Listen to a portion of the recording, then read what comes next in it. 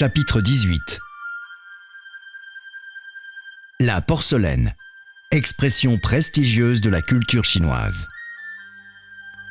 La porcelaine en anglais se dit « Chine », du nom du pays dont elle est originaire. Ce qui prouve que, pour les premiers Européens qui ont connu la Chine, sa réputation était indissolublement liée à celle de sa porcelaine. Depuis son arrivée en Europe, au XVe siècle, la porcelaine chinoise a joué un grand rôle dans les échanges entre la Chine et l'Occident. Le musée Kaiserl-Radian Allemagne conserve encore aujourd'hui un bol de porcelaine bleue de l'époque Ming.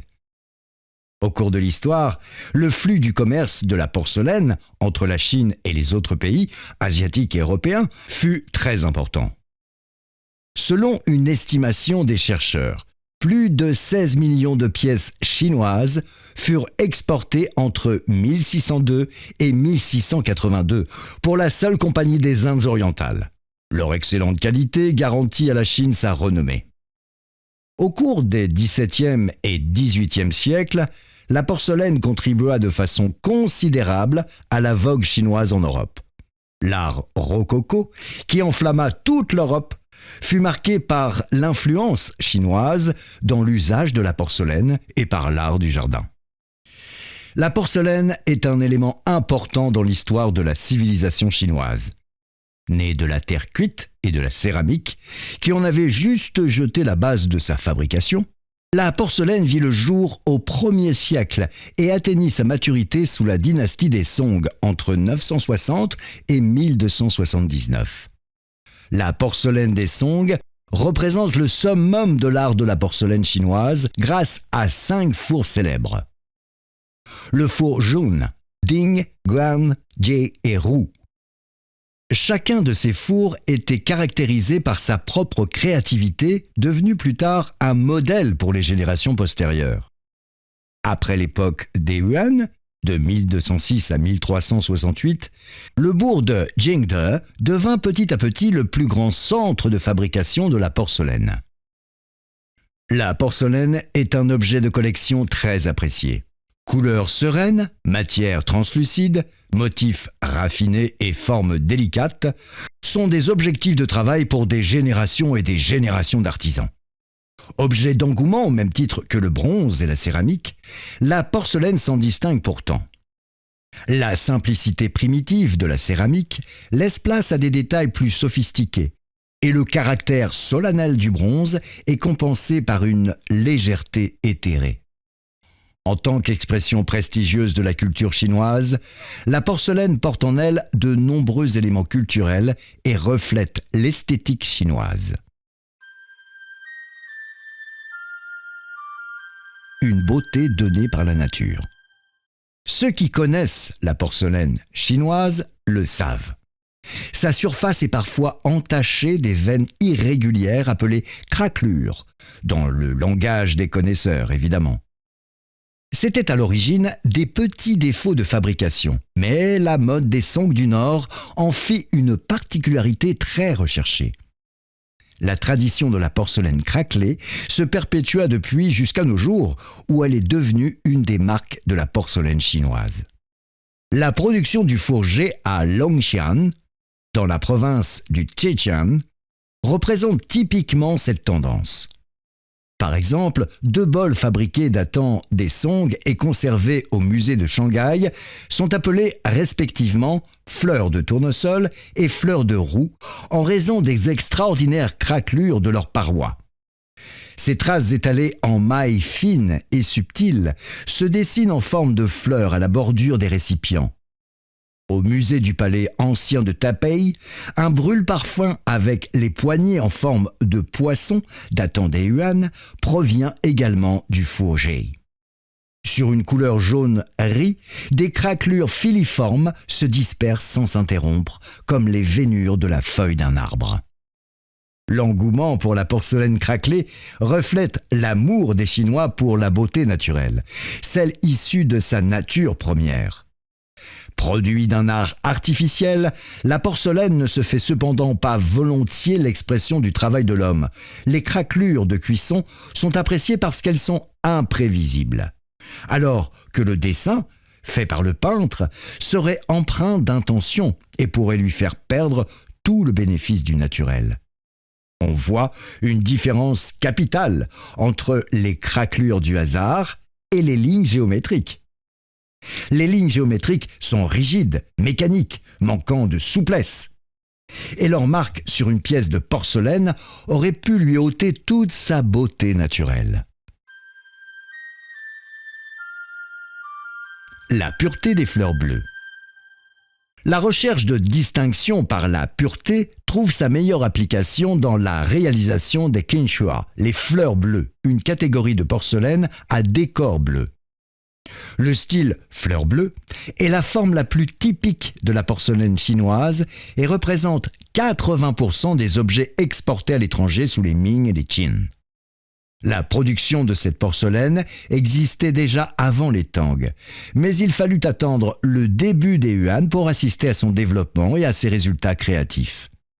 La porcelaine à décor bleu atteignit sa maturité sous les Ming, lorsqu'ils furent réalisés de très nombreuses pièces de grande valeur. Son parcours est lié à celui des lieux. Jingde, bourgade devenue la capitale de la porcelaine grâce aux fleurs bleues qu'il produisait depuis le début des Yuan. Sous les Ming et les Qin, sa position centrale ne faiblit pas, puisque le four Guan, appartenant à la cour impériale, furent ouverts ici et que l'appellation fleur bleue devint la marque distinctive de la porcelaine chinoise. Sur le plan technique, le secret de fabrication tient à l'emploi d'oxyde de cobalt.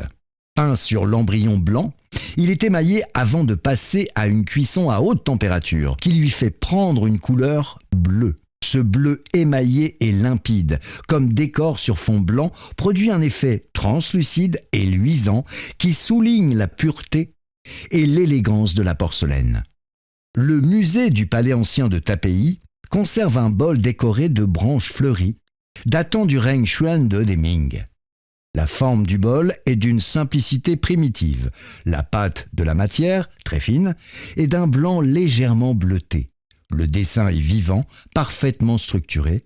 Ses contours souples et veloutés laissent déborder discrètement des auréoles de couleurs qui tendent à fondre le décor bleu dans le fond blanc. Dans le même musée se trouve également un plateau au motif de lotus et de fleurs de 4 saisons. L'intérieur est orné de 13 fleurs, chrysanthèmes, nénuphars, gardénias, grenadiers, pivoines, hibiscus, camélias. L'extérieur comporte également des fleurs. Le fond du plat nous montre un bouquet de lotus, décor très courant de la porcelaine. Le lotus étant la fleur sacrée du bouddhisme. La pâte translucide souligne l'impression de pureté, préservée par un motif qui, bien que remplissant toute la surface, a su éviter de la surcharger. Le blanc immaculé, soutenu par un bleu soyeux, accentue l'effet de grâce. Dans l'esthétique chinoise, la beauté suprême doit être celle qui vient de la nature. Toute manipulation trop artificielle ou trop sophistiquée serait à l'opposé de cette conception. Le décor bleu représentant une grande part de la porcelaine chinoise. Elle se distingue par l'espace bicolore qu'elle crée dans la simplicité et le dépouillement.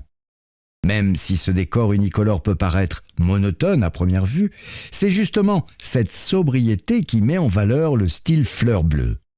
Sans emphase, sans expansion, rien que l'élégance muette. L'effet translucide que cherche la porcelaine trouve sa perfection dans le four Guan à l'époque Yuan.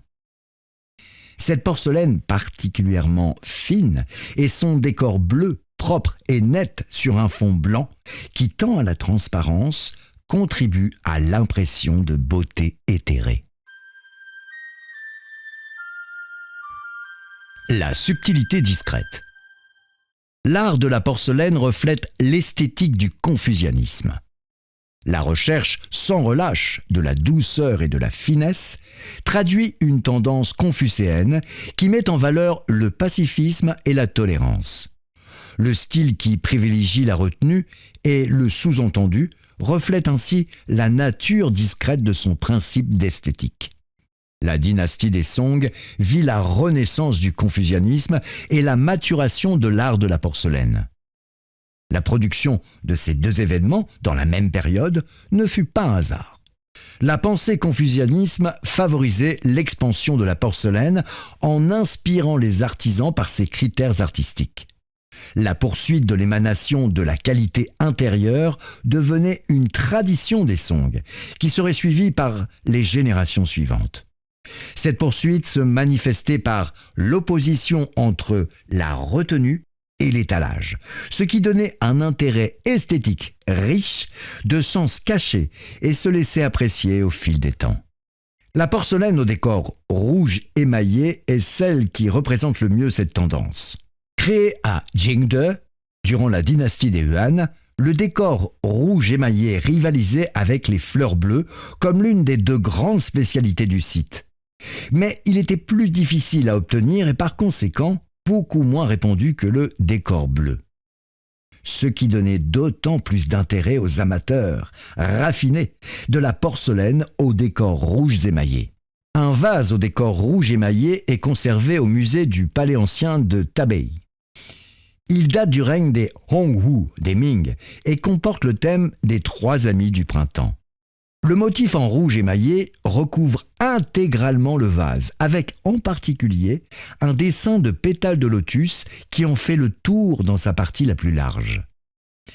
Un peu au-dessus, des bananiers, des roches et des bambous composent un paysage digne de la peinture réalisée au pinceau par un lettré, avec en prime un charme immanent. La forme et l'image. La porcelaine est un art composé. Comme pour la sculpture, une œuvre réussie doit avoir une forme originale, capable de séduire dès qu'on la regarde. Il existe une catégorie de porcelaine blanche dont la texture est d'un blanc laiteux et dont le motif du décor, de la même couleur, donne l'impression d'une peinture en relief. La production la plus célèbre de cette porcelaine provient du four Ding, sous les Song. Leur travail influença les époques suivantes. Les pots blancs décorés de fleurs, produits sous le règne des Daoguang, des Qin, sont les héritiers de cette porcelaine blanche. Les formes ne sont pas vraiment différentes de celles des pots ordinaires, mais les fleurs aux pétales peintes en 5 couleurs sont incrustées dans le blanc, l'enluminant subtilement. Ces pots, dont on appréciait l'aspect délicat, furent souvent utilisés comme boîtes pour les pions du jeu de Go.